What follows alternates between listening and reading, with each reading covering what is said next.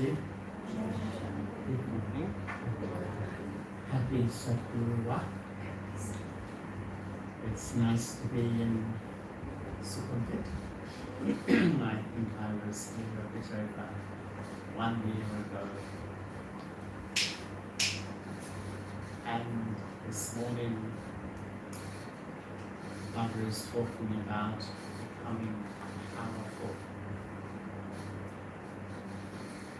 developing the power of yoga.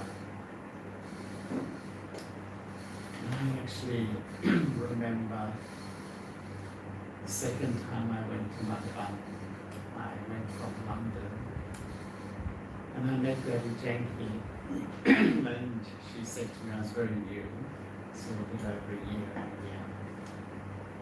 She said to me, well, you have progressed, you are a bit more peaceful, you are a bit more loving, now become powerful. I think you know Rajyog. And really looking at our world, looking at what is happening in our world, in every sphere of life, it's collapsing.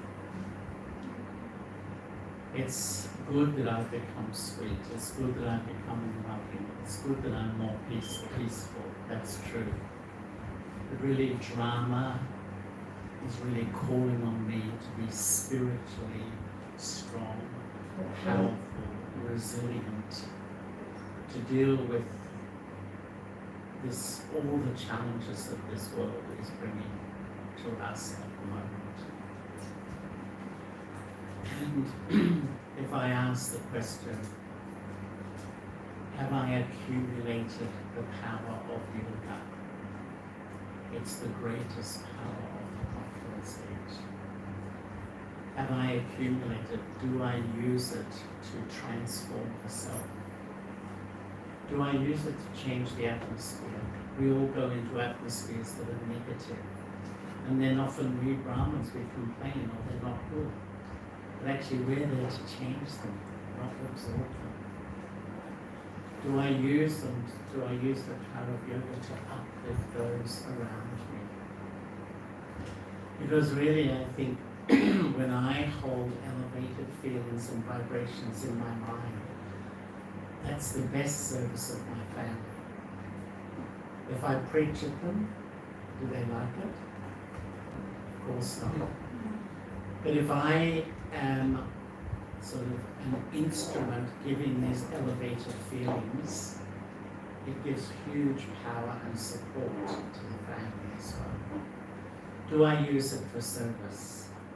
Because really the power of yoga is collecting, accumulating the power of purest thoughts. What is a pure thought? The most elevated pure thought is a loving feeling for incorporeal Baba.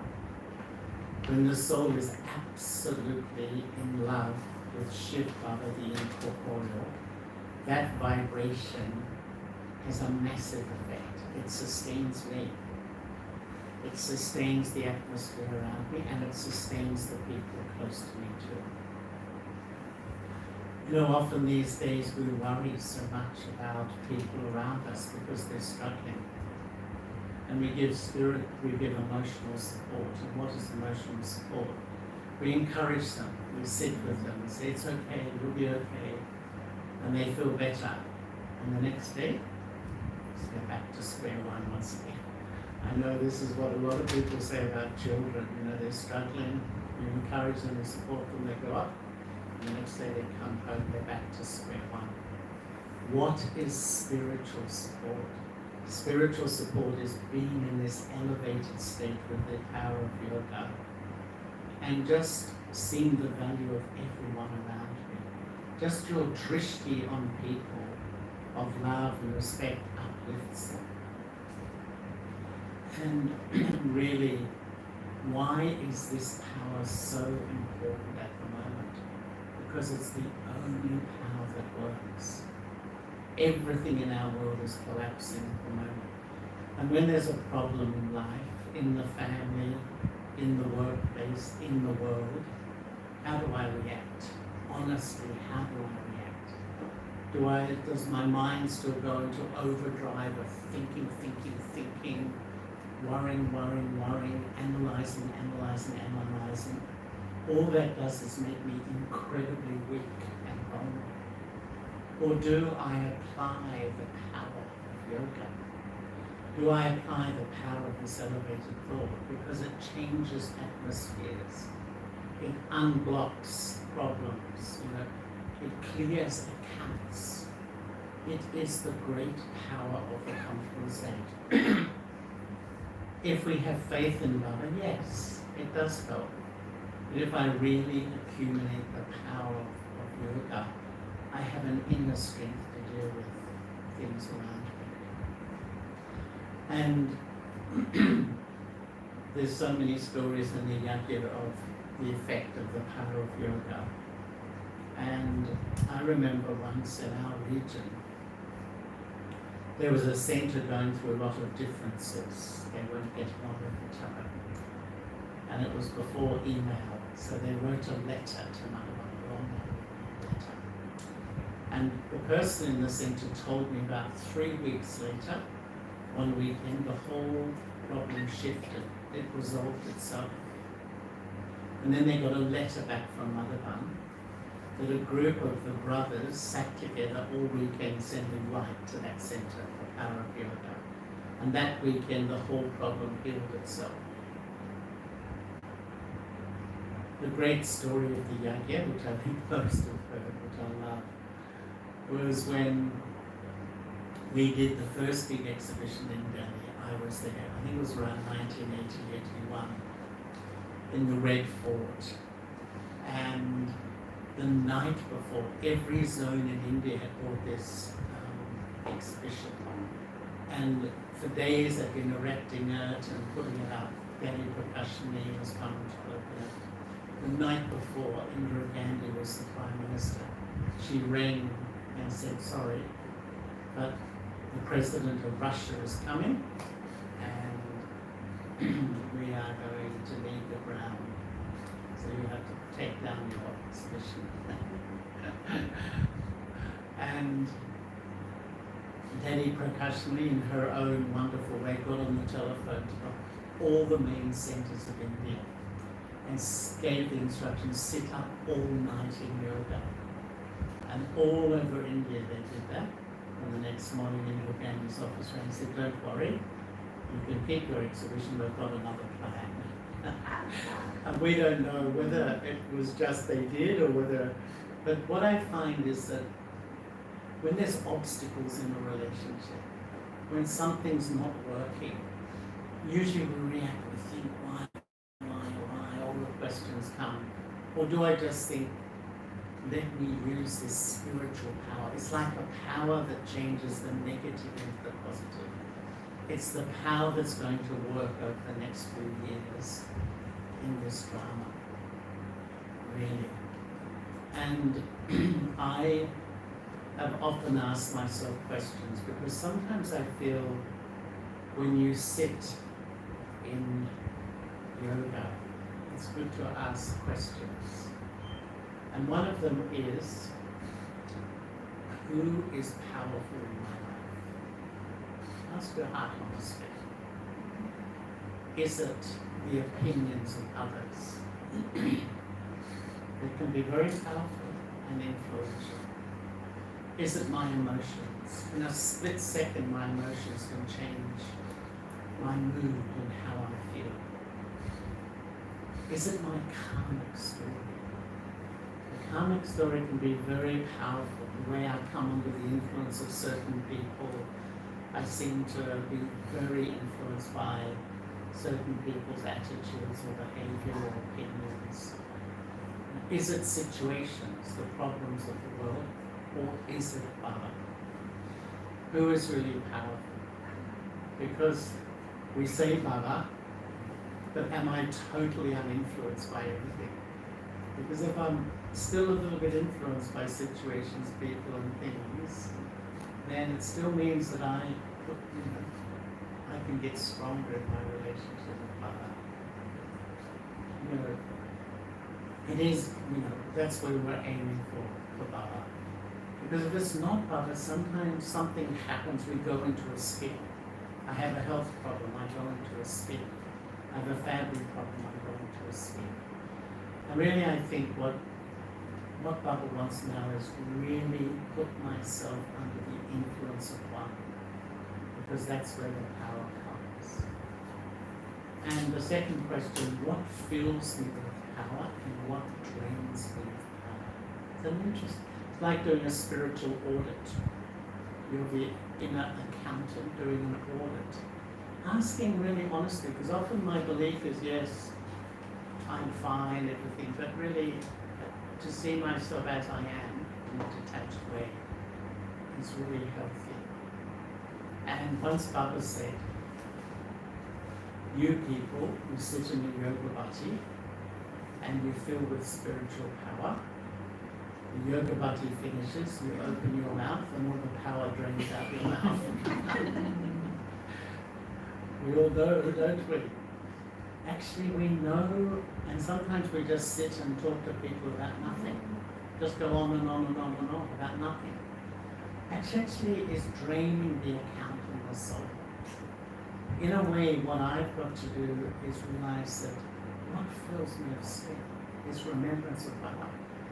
Doing elevated actions for God's task. These bring power to the soul. Because I remember once Baba said, you know, what is surrender? What is surrender? A lot of us just think, oh, it's just haji. But what Baba said was that you have 6 things. I, the soul, each soul has 6 energies. Our thoughts, our words, our actions, our time, our money, and our energy. And Baba said if you use all those 6 things according to God's instructions, how Baba wants us to use them, according to Srimad, that is surrender. But often, manmat is so deep, we just think, oh, I'm going to go and do this, I'll want to do this, I'll spend my money doing this. But actually, subtly, this brings power. When I really use all the 6 energies of the soul in the right way, I get powerful. You know, Daddy Jenki told us once when I was first in London that when she was a teenage girl, she described herself as such a frightened little thing. She had a dog would bark and she'd jump. And I can remember when she came to Melbourne, maybe when she was in her early 90s, she came and did some programs. You know, and really she was saying, and you could see she had no fear. No fear of anything. And that's incredible when you know, she used to say I could drop dead any minute when I'm ready. You know, to reach that stage of spiritual power, that's what we really need. And I think we get power from remembrance, we get power by following Baba's directions. We get power from our purity. We now have to accumulate that strength and use it. And the final question, who can give me power? There's only one source. But because in the past we've felt vulnerable, weak, a little bit afraid, worried, we become very dependent on family members. Actually, that drains me of power. That drains me of power. It's only Baba where I can really get internal strength. And that's where really I often mention and I really feel that at the heart of this life, what do I build a true Brahman life on, where I really genuinely transform and I really move from a vulnerable and weak to a strong person. It's all relationships with one Shikara. And my observation of the souls who really progress spiritually and keep going forward and keep growing and keep changing, they have this sense of power. And what I've observed also is that when I have the sanskara of all relationships with one, you win Baba's trust. Because Baba knows wherever he puts you in the world, Baba is the influence. I don't come under the influences of everything that we can come under. Because, it's an amazing time in which we're living. Sometimes I feel the best part of the whole cycle is still to come. Some people feel I've come late. Actually, we are going to see wonders that even we Brahmins won't believe. There will be a lot of upheaval in the world. We don't want to see that, we will see it, but we don't have any happiness at the suffering of our human family. But we will watch Baba's glorification. And on whatever level, so many human souls realizing that there is God's influence in this world. It's an incredible time. But if I am attached to anything outside, it will shake me at that time. A person, an object, a possession, a role, a responsibility. And that's why when I do the work now to be completely independent, me and Baba, under Baba's canopy, I will be unshakable. And when you're unshakable, you become such an example for so many at that time. Just being absolutely, just being you. Do you remember what Baba said a few months ago, which I absolutely found amazing? Baba said, just following Srimad. Living at home, often following Srimad, following a pure life, thinking pure, speaking pure, acting pure, living pure, you're changing the world. Isn't that wonderful? Just being who we are changing the world. And that's where I think that spiritual power is to maintain good wishes and pure feelings for everyone. Even when they're difficult, they fluctuate, I maintain good wishes and pure feelings for every soul. I remain stable regardless of the situations that are happening around me. So today Baba is encouraging us to accumulate the power of yoga and the essence. So today is in English. Sweet children, become soul conscious and remember the Father, and you will accumulate the power of yoga. With the power of yoga, you can claim the kingdom of the whole world. Question. What was not in the thoughts or dreams of you children, which has now become practical? Meeting God, yes. Any other thoughts?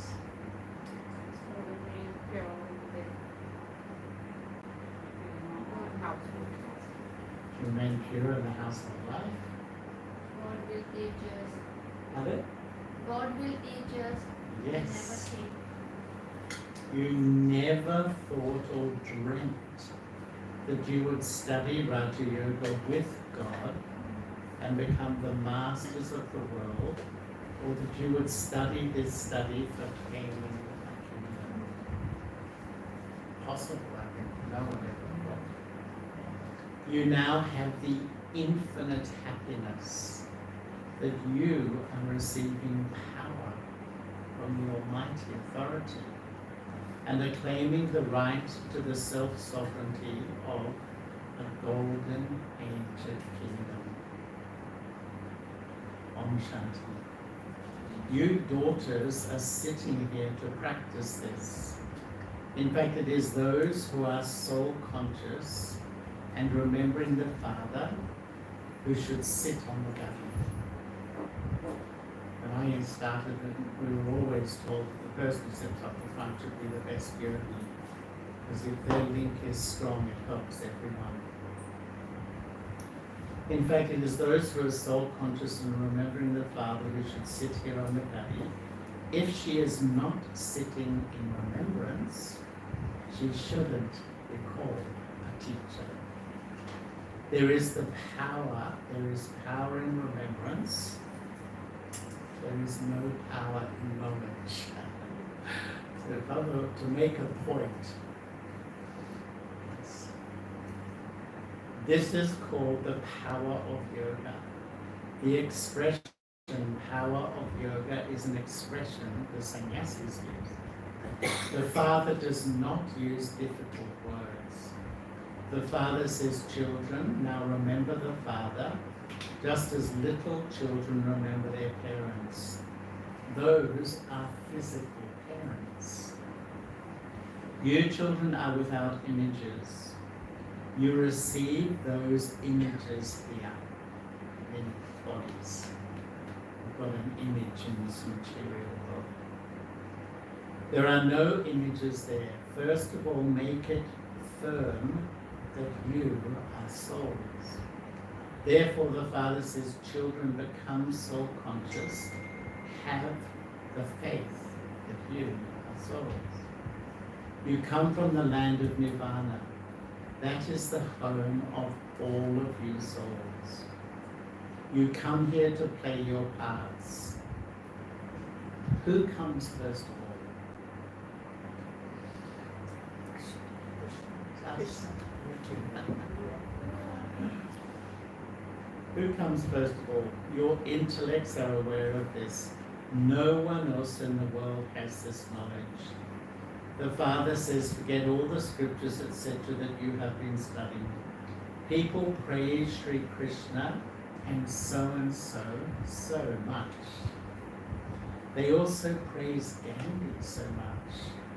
That praise is as though he really did establish the kingdom of God before he left. However, God Shiva says the laws that existed in the kingdom of the original eternal king and queen were established by the Father. The laws of the golden age. It was the Father who made them into the king and queen by teaching them Rajyog. Even those godly customs and systems were broken. Gandhi said that he didn't want a kingdom, but that he wanted a government of the people, by the people.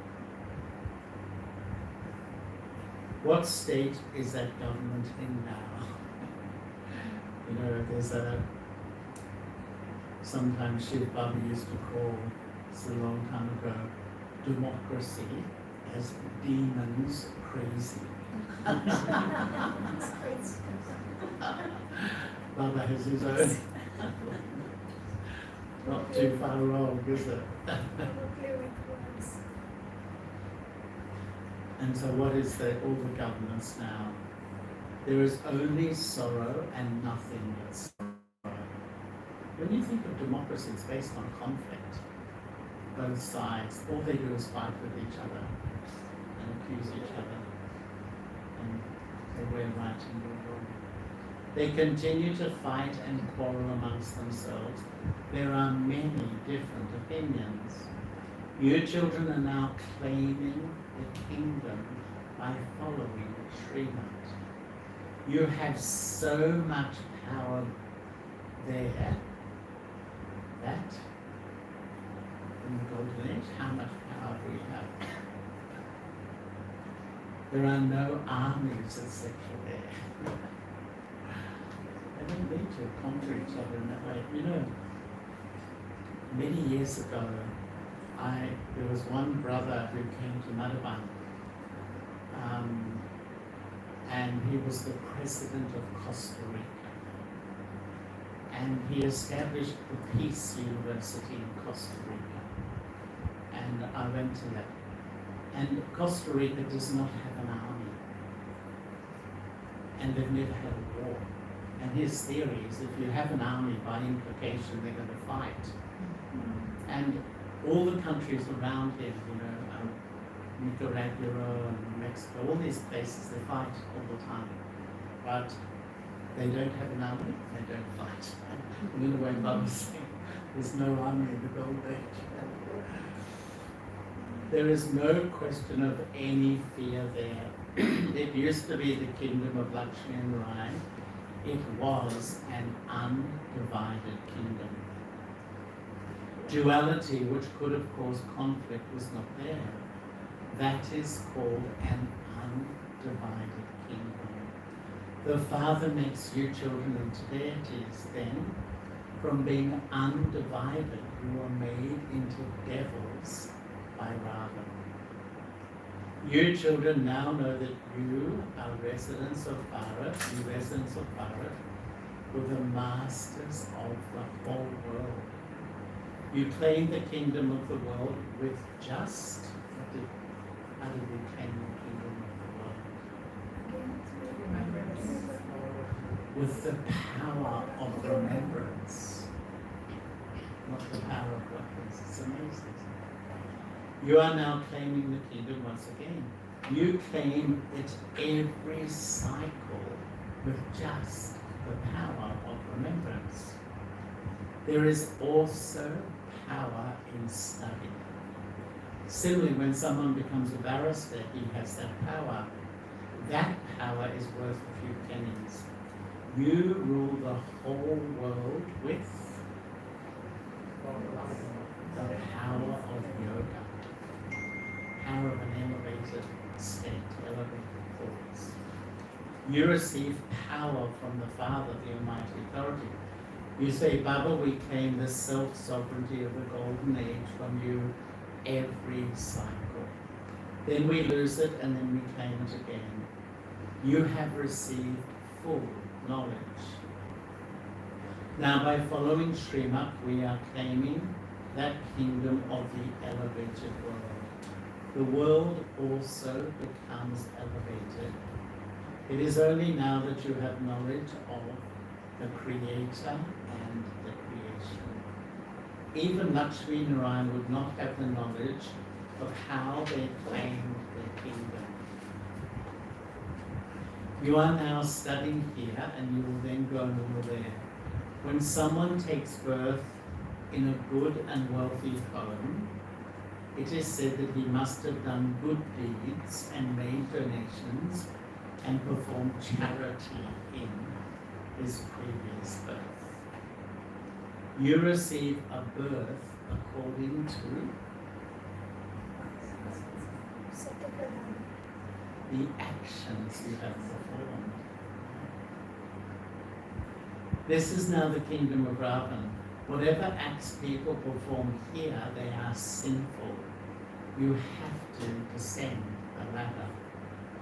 Even the ones who were the greatest and highest of all, of those who belong to the deity religion, have to come down the ladder. Everyone has to go through the stages of Sato, Rajyog, and Tamo. Everything becomes all from you. You children should now experience limitless happiness. You never thought or dreamt that you would become the masters of the world. The people of Bharat know that it used to be the kingdom of Lakshmi and Narayan over the whole world. They were worthy of worship and then became worshippers. It is remembered. Those who were worthy of worship then became worshippers. All of this should now be in your intellects. This play is very wonderful. You feel it's very wonderful? No one knows how we take 84 verse. In the scriptures, 8.4 million verses have been written about. The Father says all of those things are the lies of the path of devotion. Others use that word a lot recently, hasn't he? There are so many lies in Bhakti. This is Ravan's kingdom. It is only in the intellects of you children and no one else what the kingdom of Rama is and what the kingdom of Ravan is. Ravan is burned every year. Therefore, he is an enemy. The 5 vices are enemies of human No one knows who Ravan is or why they burn him. Those who consider themselves to be residents of the confluence age are aware that they are now becoming the most elevated of all human beings. God is teaching us Rajyog and changing us from humans into Narayan, from corrupted human beings into elevated human beings. You children know that the highest on high, incorporeal God is teaching you. Therefore, you should have, I will say it about 3 times, really, limitless happiness.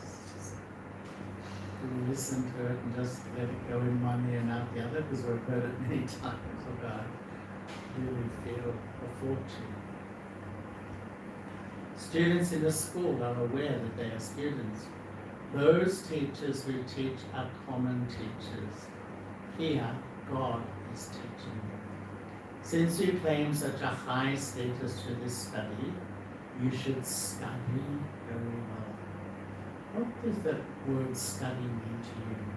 When you hear when Baba says study very well, what does he mean? Well, I think study covers many things. Yes, we should learn them all, but to me, when Baba uses this word, he means practice. Practice it.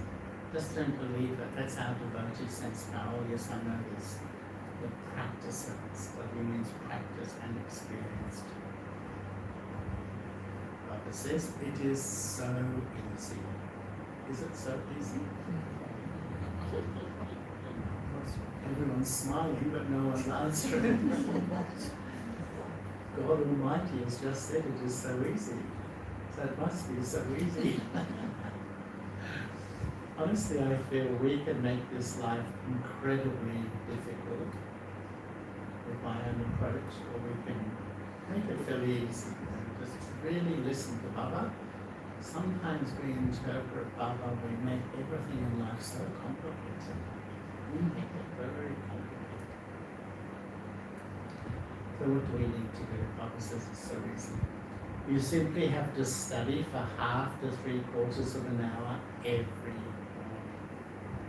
Throughout the whole day, because you are busy at work or business, you forget to have remembrance. This is why you come here in the morning and sit in remembrance. You are told to remember Baba with a lot of love. However, you have come to teach us. We now know that you have come once again after 5,000 years to teach us. When children come here to Baba, Baba asks them, have we met before? When in the early days, Baba would ask 2 questions often. First, have we met before? And we would say, yes, Baba, we met 5,000 years ago. But the second question after Baba said, did you find Baba or did Baba find you? Because all of us tend to think I made the effort, I went to the center. And I saw Baba say, no, I found you. You know, we were going along in our life and someone out of the blue, you know, just comes and says something and we suddenly come to the center. Actually listening to the stories of Brahmins is absolutely wonderful how really they found Even Sukhumvit, Anil Bhai was saying that he was just on the path for so long and randomly in 1 year, 11, 12 of us became Bhakta. In Yeah. 1 year, 11, 12 Brahmins came and then Baba met him. Like, what's so special about this? Yeah. Which children come here to Baba? So yeah. Sorry. And Baba asks them, have we met before? Sages and sannyasis would never ask this question. There, whoever wants to sit in those satsangs can go and do so. You know, the first time I went to Madhavan, Daddy gently told me there was a system that Daddy Manaharindra we would arrive in Madhavan, go to our room, and then go to the history hall, and we'd be welcomed by Daddy Manaharindra. And she would ask the first question, how many fathers do you have? And so Daddy gently told me that when she says that, because we usually say 3, tell her you've got 4 fathers. So she gave us Drishti, welcomed us with love, and she said, how many fathers do you have? And I said, 4. And she looked at me and thought, oh, the poor boy, he's very confused. And then I said, well, there's Shiv Baba, there's my Locket father, there's Sakar Baba, and there's Avyat Baba. Oh, wow. Oh, you know, she was very impressed. And I said, Daddy gently set you up. But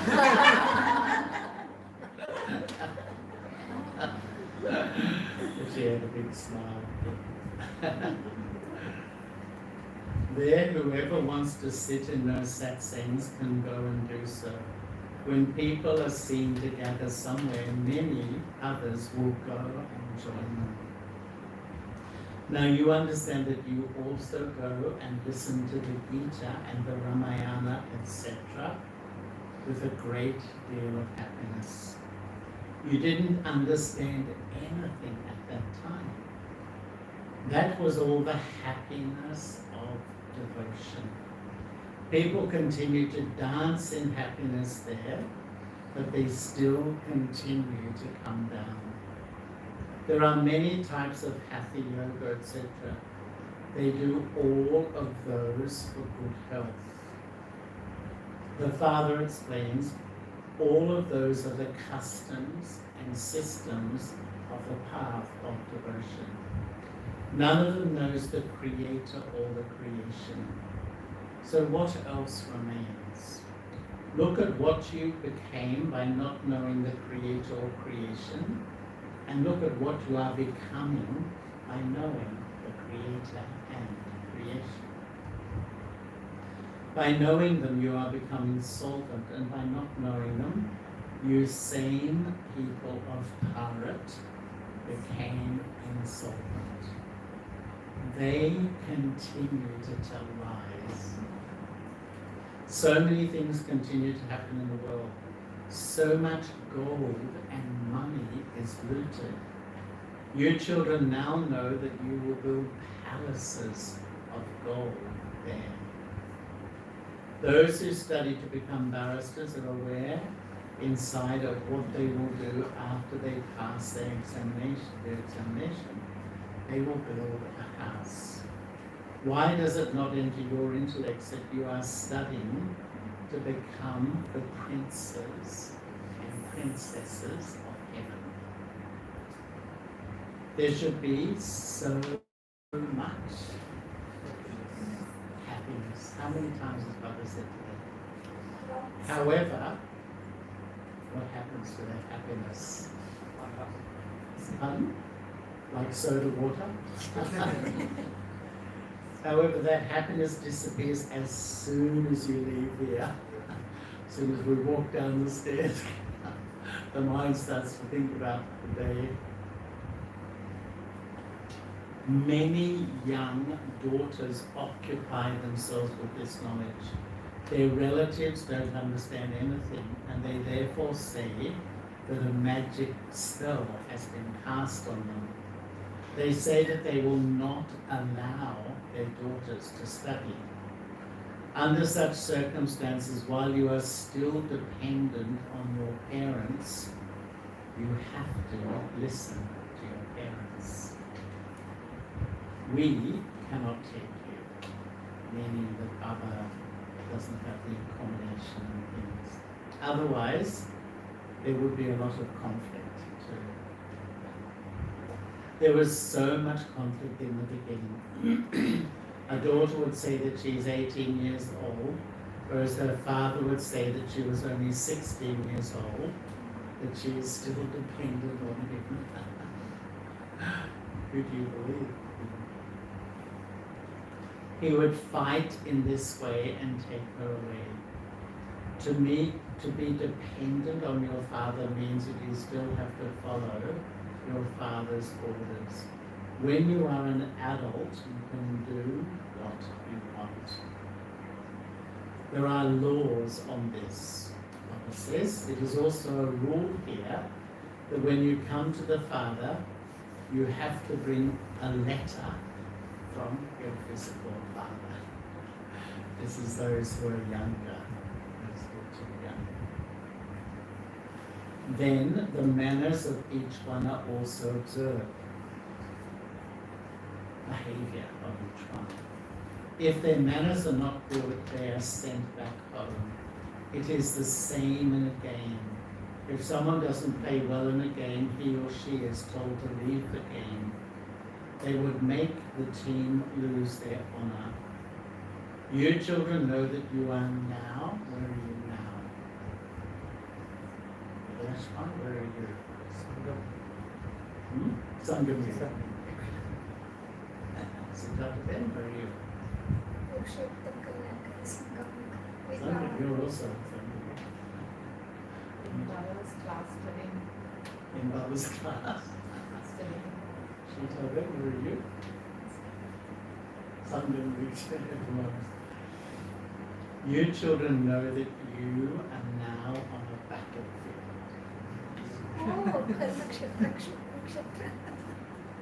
The Father comes every cycle and enables us to conquer Maya.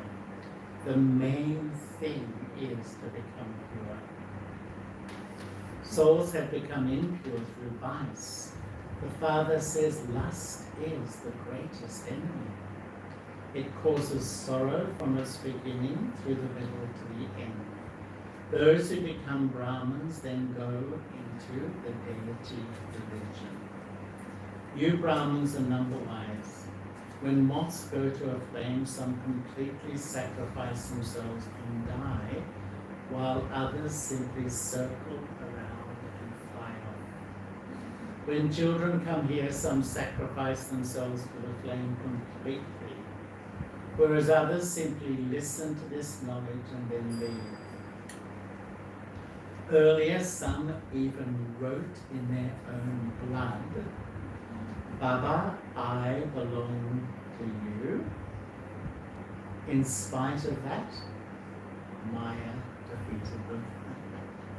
You've heard the story of Jagdish, right? When he recognized Baba, he wrote, my Baba, I belong to you, but he used saffron in water. He didn't use his own blood, which looked like it. So Baba said he's very smart. Didn't prick his own finger. Baba, I belong to you. In spite of that, Maya defeated them. There is so much battling with Maya. This is then called a battlefield. You understand that the Supreme Father, Supreme Soul is explaining the essence of all the Vedas and scriptures through Brahma. Many pictures have been made. The example of Narad also belongs to this time. All of you say that you will become Lakshmi and Narayan. The Father says each of you should look within yourself and see if you are worthy. Check yourself to see that you don't have any vices.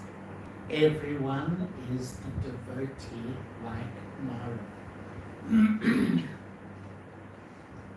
That was just an example that was quoted. People on the path of devotion ask if they can marry Sri Lakshmi. So here Baba is saying that we don't have a real view of ourselves.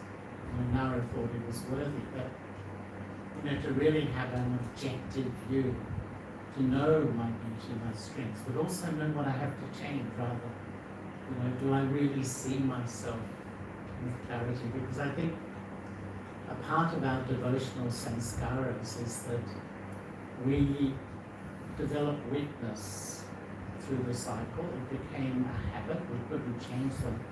And it was so uncomfortable to know my weakness, I began to deny it to myself. I began to I couldn't be honest with myself about this weakness. So it's almost like you have two personalities. One you present out there, another one inside. And sometimes even in Brahman life, you sort of, what I think I am and what I am is often something quite different. And that's where Baba's trying to, remove these blind spots. But the greatest blind spot is actually my beauty. The hardest thing for most Brahmins is to really see all their virtue and their value. The power of realization. Yeah, power of realization. The father says, people on the path of devotion ask if they can marry Sri Lakshmi. The father says no. Only when they listen to this knowledge will they be able to receive salvation. Only I, the purifier, can grant salvation to everyone. Understand that the Father is liberating you from the kingdom of Ravana. Those pilgrimages are physical. God speaks man bhav. There is no question of stumbling around in this. All of that stumbling belongs to the path of devotion. For half a cycle it is the day of Brahma, and for half a cycle it is the night of Brahma. You understand that it is now to become the day for half a cycle for all of us Brahma Kumars and Kumaris. We will be in the land of happiness. There will not be any devotion there. You children know that you are now becoming the wealthiest of all. Therefore, there should be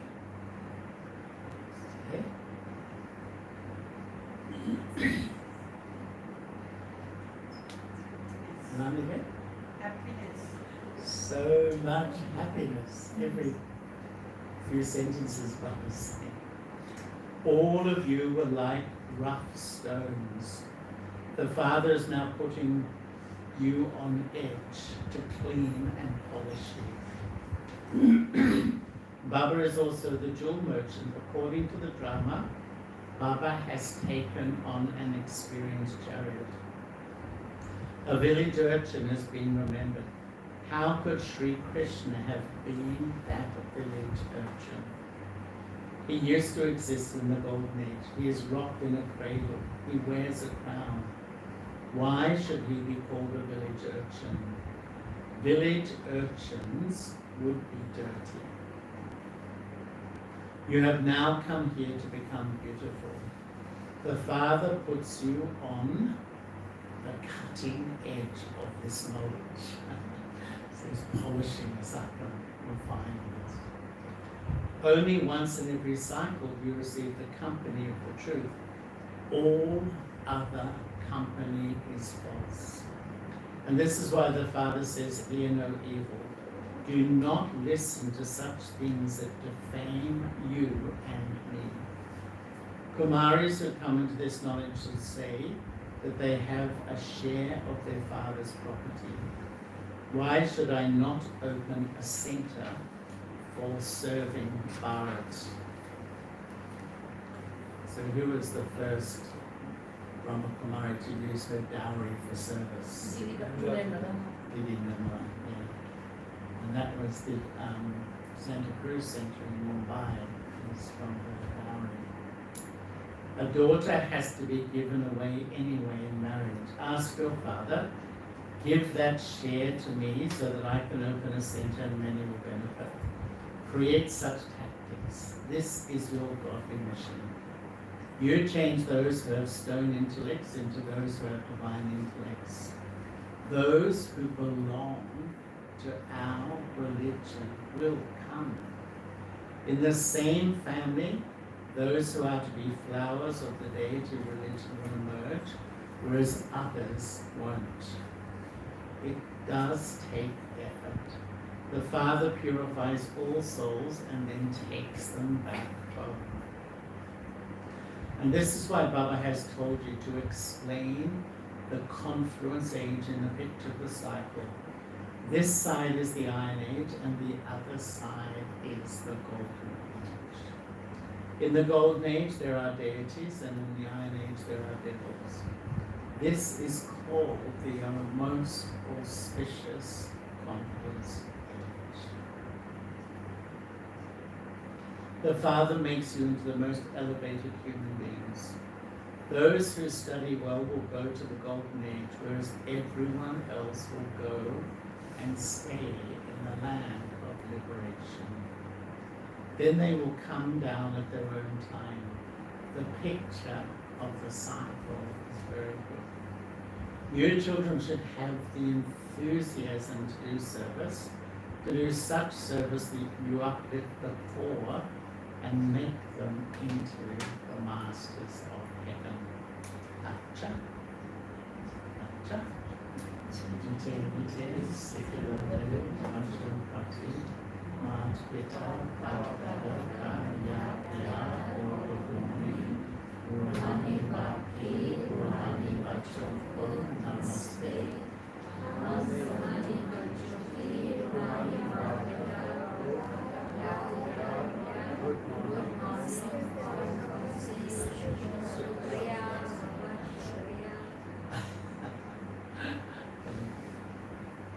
The essence. Check yourself, number one, what we're checking today.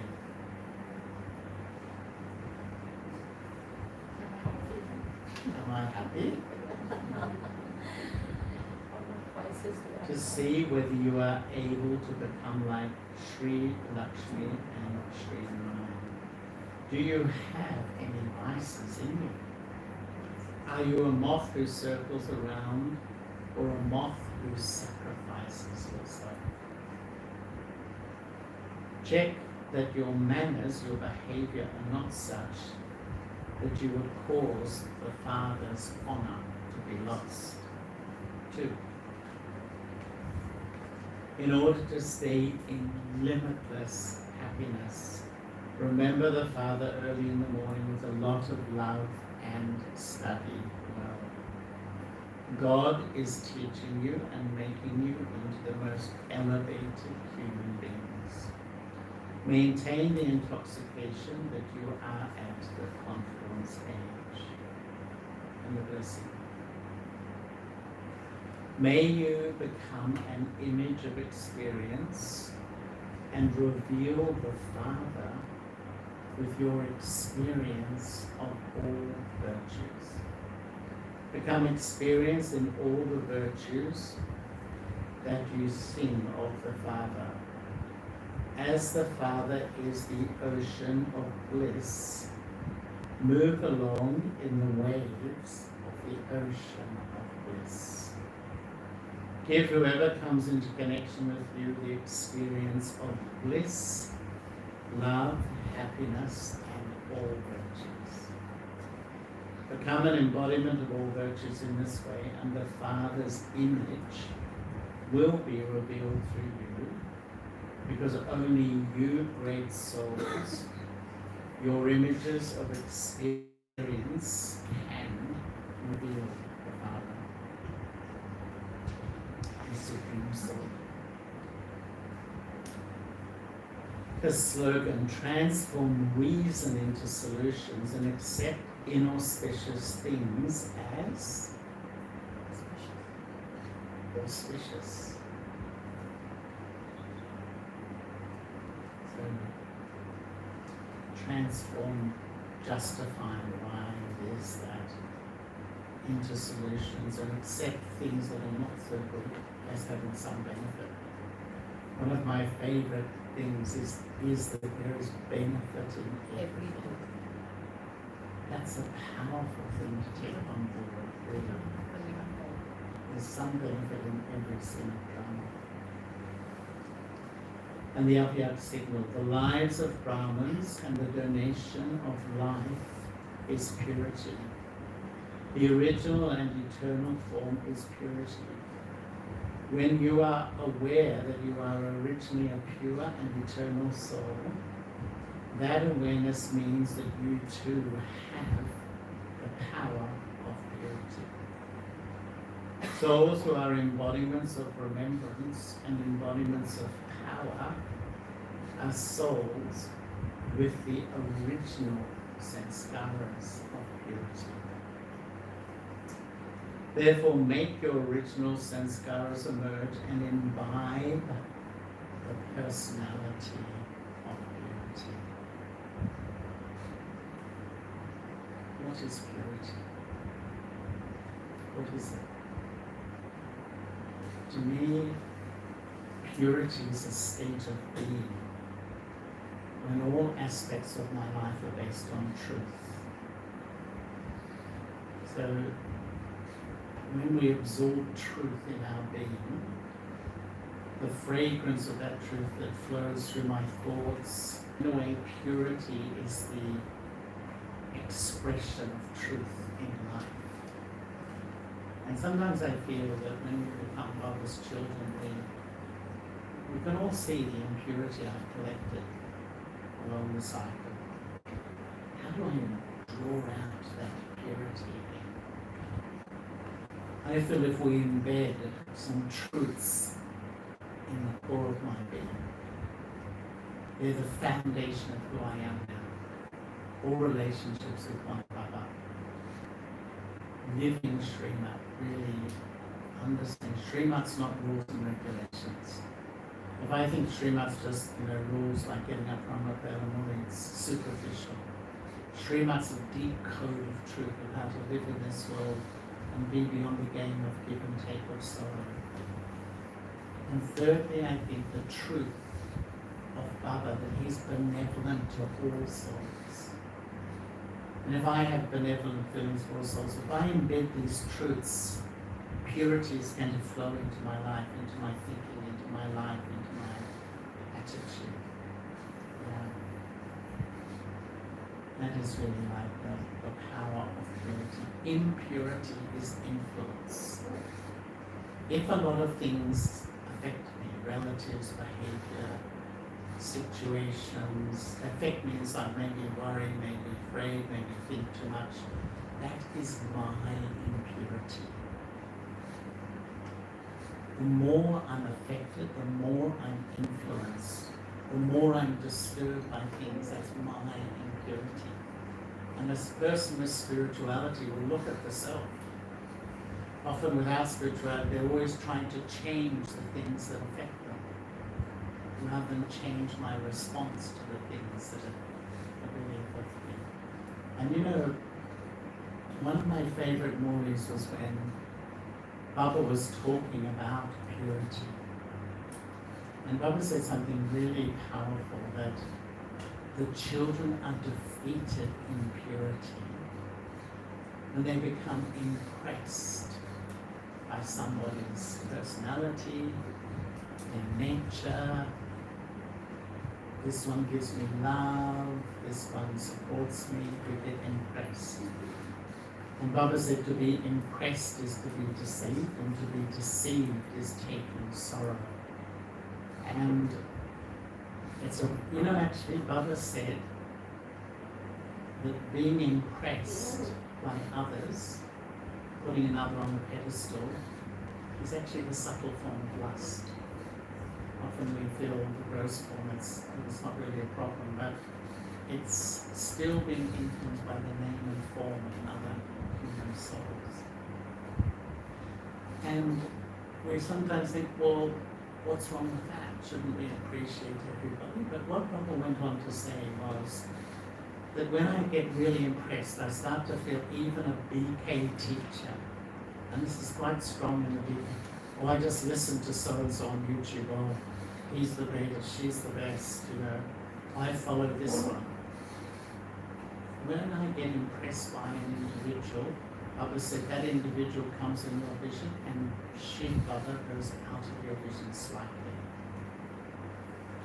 And it's a deep bhakti sanskara to make everyone guru, everyone. And there's such a fine line between appreciating and being impressed.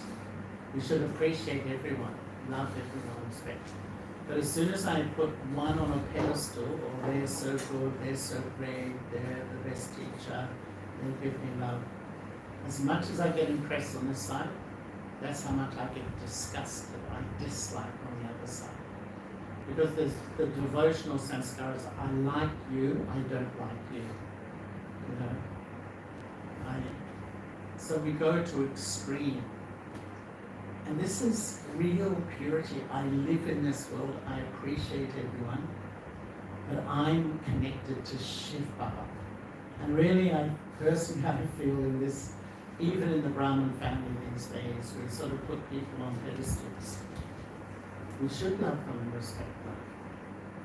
And I was saying somewhere recently that when I started, if someone wrote a book, we would never put their name on the book.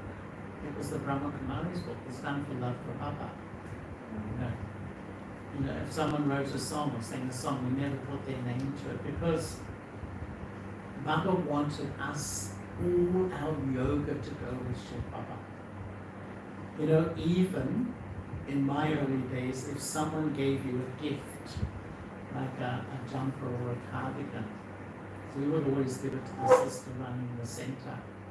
Because Baba would say, if someone gives you something, you subtly remember them, your subtle yoga goes to them. This whole life is designed for the purity of one. In this life, it's about being connected to one. And when I start to say, this is such a great teacher, listen to this thing, it's okay to listen, but they're just instruments too. Where did they get their knowledge from? They get it from Baba. And really I've seen that there's a whole hierarchy in a sense. Some get completely sustained from Baba, and they become the 8 jewels and the 108, and some get sustained more by daddies or diddies. It's lovely, they're lovely. Some get sustained by the teacher in their center. But really, in this life, we get sustained by Shiv Baba. Even Brahma Baba, when he was alive, there's so few photos. He didn't like photos of him because he knew the deep, deep, deep sanskara of being pulled by name and form, impressed by name and form, caught up in name and form in that way, and then putting people on a pedestal. And that's where I think it needs a lot of wisdom this life, doesn't it? To love everybody, appreciate everybody, respect everybody, but keep my vision on Shiv Baba. On Shiv Baba. Yeah, it's very, and this is, to me, this is where real purity emerges in the soul. That vibration, that really is very special. Om Shanti. Does anyone want to say something, make a comment, disagree? I want to hear more whatever you're saying is just going in, it's like somehow, because maybe you're saying it with that truth and that purity that you want, so it's just feeling that. Like you said about seeing the benefit in everything, right? So supposing any situation comes or any, it could be a karmic lesson or it could be a pattern or whatever. How do I recognize whether I have learned that lesson to be able to, not repeat that pattern of my own pattern again? Yeah, that's a good question because often scenes aren't so good. We allow them to affect us, but we don't sort of learn. Often the learning's in retrospect. And, sometimes we have a health problem, and we do allow that health problem to make us worry a bit. But we learn in the long term that really I am a soul, deep in some aspect of the I feel that in every scene, if I'm deep, if I look through the lens of the old self, it will affect me, it will make me worry. But if I look through the lens of Baba's truth, I will find some learning. For instance, if someone criticizes me or defames me, which is, it's life, right? It happens to us. I can take that and get so upset and disturbed. Or I can really begin to learn that this scene is showing me I still am quite vulnerable to people's opinions of me. And what does that mean? It's showing me that my link with Baba isn't so strong. So I can use it to learn rather than use it to be disturbed and upset. And that's really, I think, the way Baba wants us to, there's benefit in everything, which is really, I love that.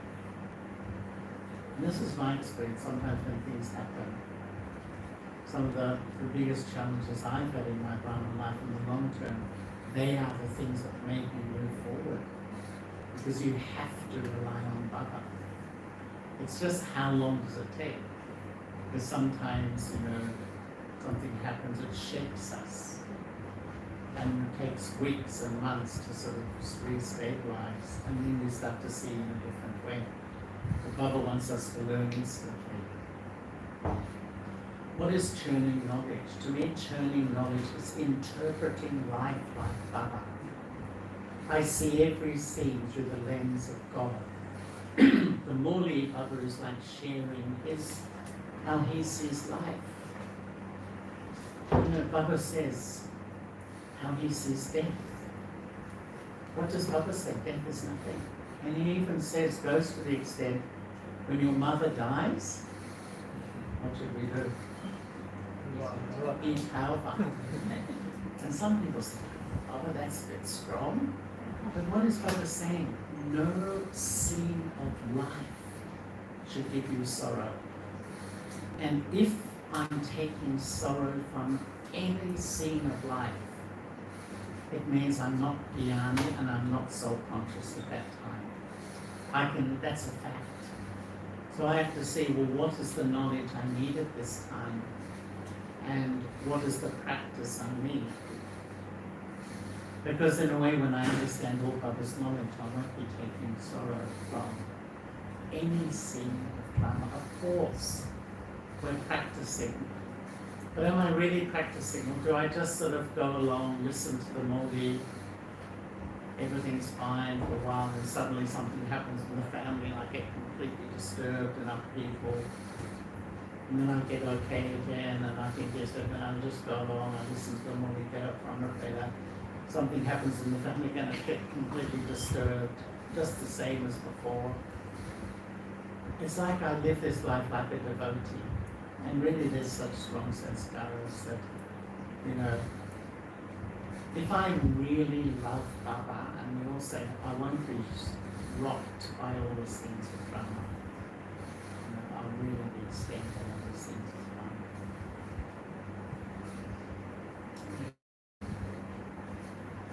And saying that, we're all on the journey of learning. So much to learn. I think the recovery time is lesser as time goes by. Sorry? We get rocked, but the recovery time, what I've seen, Yeah. is getting shorter. Okay, that's right. You bounce back quicker. Okay.